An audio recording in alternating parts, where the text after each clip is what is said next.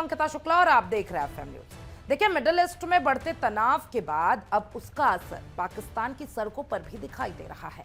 Iran पर अमेरिकी Israeli हमले और ईरान के सुप्रीम लीडर अली खamenei की मौत की खबरों के विरोध में पाकिस्तान के कई शहरों में हिंसक प्रदर्शन भड़क उठे हैं। हालात इतने बिगड़ गए हैं कि कराची से लेकर पाकिस्तान अधिकृत कश्मीर यानी कि पीओके तक झड़पें, आगजनी और फायरिंग की घटनाएं सामने आ रही है। मीडिया रिपोर्ट के मुताबिक अब तक 35 नागरिकों की मौत हो चुकी है, जबकि 100 से ज्यादा लोग घायल बताए जा रहे हैं। हालांकि इन आंकड़ों की आधिकारिक पुष्टि अभी तक पाकिस्तान सरकार की ओर से नहीं की गई है। सबसे ज्यादा हिंसा कराची में देखने को मिली और रिपोर्ट्स के अनुसार कराची में 16 लोगों की मौत हुई है। इसके अलावा गिलगित में 7 और इसी के साथ साथ इस्लामाबाद में 6 लोगों की मौत हो गई है। बताया जा रहा है कि कई लोगों की मौत गोली लगने से हुई है और स्थानीय सूत्रों का दावा है कि प्रदर्शन के दौरान सुरक्षा बलों और विदेशी सुरक्षा टुकड़ियों की कार्रवाई में ये हताहत हुई है। हालांकि सरकार की ओर से इस पर कोई स्पष्ट बयान अभी तक सामने नहीं आया है। हिंसा की शुरुआत विरोध प्रदर्शन से हुई थी और प्रदर्शनकारी ईरान के समर्थन में और अमेरिकी इजराइल के खिलाफ नारे लगा रहे थे, लेकिन धीरे धीरे स्थिति अनियंत्रित से हो गई और कई जगहों पर प्रदर्शनकारियों और सुरक्षा बलों के बीच झड़प देखने को मिली। कुछ स्थानों पर सरकारी इमारतों और वाहनों को नुकसान पहुंचाया गया, जबकि पुलिस और सुरक्षा एजेंसियों ने भीड़ को तितर बितर करने के लिए बल प्रयोग किया। यहीं से हालात और बिगड़ गए। कराची, जो पाकिस्तान का सबसे बड़ा शहर और आर्थिक केंद्र है, वहां हालात सबसे ज्यादा तनावपूर्ण बताए जा रहे हैं। शहर के कई हिस्से में इंटरनेट सेवाएं बाधित होने और मोबाइल नेटवर्क धीमा कर दिए जाने की खबर भी सामने आई है। संवेदनशील इलाकों में भारी पुलिस बल और रेंजर्स तैनात कर दिए गए हैं। शिया आबादी वाले इलाकों में अतिरिक्त सुरक्षा इंतजाम किए गए हैं ताकि सांप्रदायिक तनाव ना बढ़े। पंजाब प्रांत की सरकार ने हालात को देखते हुए देर रात अस्पतालों में इमरजेंसी घोषित कर दिया और डॉक्टरों और मेडिकल स्टाफ को अलर्ट पर रख दिया गया है। अन्य प्रांतों की सरकारों ने भी हाई अलर्ट जारी कर दिया है। एम्बुलेंस सेवाओं को सक्रिय रखा गया है और सुरक्षा एजेंसियों को भी चौकन्ने रहने के निर्देश दिए गए हैं। सूत्रों का यह भी दावा है कि इस्लामाबाद के कुछ अस्पतालों को वास्तविक आंकड़े जारी न करने के निर्देश दिए गए हैं। मीडिया रिपोर्ट्स के मुताबिक शुरुआती मौतें और घायलों की संख्या सामने आने के बाद अस्पतालों ने विस्तृत जानकारी देना बंद कर दिया है और कहा जा रहा है कि सरकारी और निजी अस्पतालों को भी इसी तरह के निर्देश दिए गए हैं।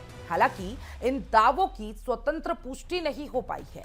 अगर ये सच है तो इससे पारदर्शिता पर सवाल खड़ा उठता है।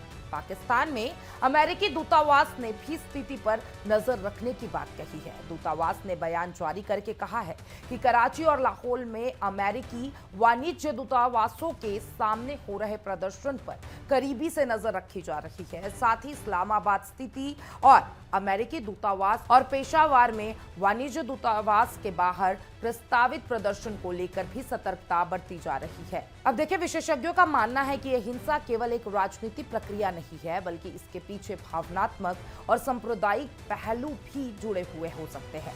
पाकिस्तान में शिया समुदाय की बड़ी आबादी है जो ईरान के साथ धार्मिक और वैचारिक जुड़ाव महसूस करती है। ऐसे में ईरान के शीर्ष नेता की मौत की खबर ने गुस्से को और भड़का दिया है। अगर हालात जल्द काबू में नहीं आए तो ये सांप्रदायिक तनाव में भी बदल सकता है।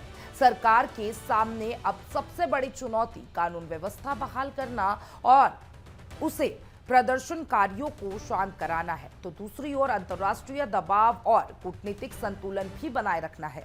अगर हिंसा लंबी चली तो इसका असर पाकिस्तान की अर्थव्यवस्था और आंतरिक सुरक्षा पर पड़ सकता है। पहले से आर्थिक संकट झेल रहे देश के लिए यह स्थिति और मुश्किल खड़ी कर सकती है।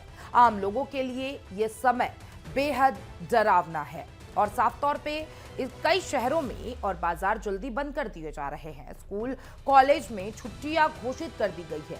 लोग घरों में रहने को मजबूर है और सोशल मीडिया पर तरह तरह की खबरें और अफवाहें फैल रही है, जिससे घबराहट और बढ़ रही है। विशेषज्ञों का कहना है कि ऐसी परिस्थितियों में पारदर्शी सूचना और संयमित बयान बहुत जरूरी होता है। अगर सरकार समय पर सही जानकारी दे और शांति की अपील करे तो हालात जल्द ही संभल सकते हैं।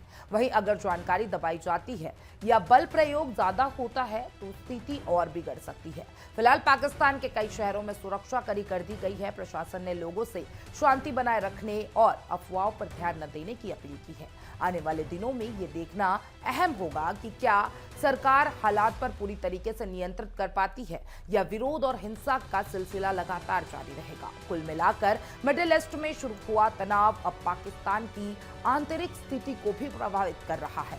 35 मौतें और सैकड़ों घायल की खबरें इस बात का संकेत दे रही है कि हालात गंभीर है। जरूरत है शांति, संवाद और जिम्मेदार नेतृत्व की, ताकि निर्दोष लोगों की जान बचाई जा सके और देश को बड़े संकट से निकाला जा सके।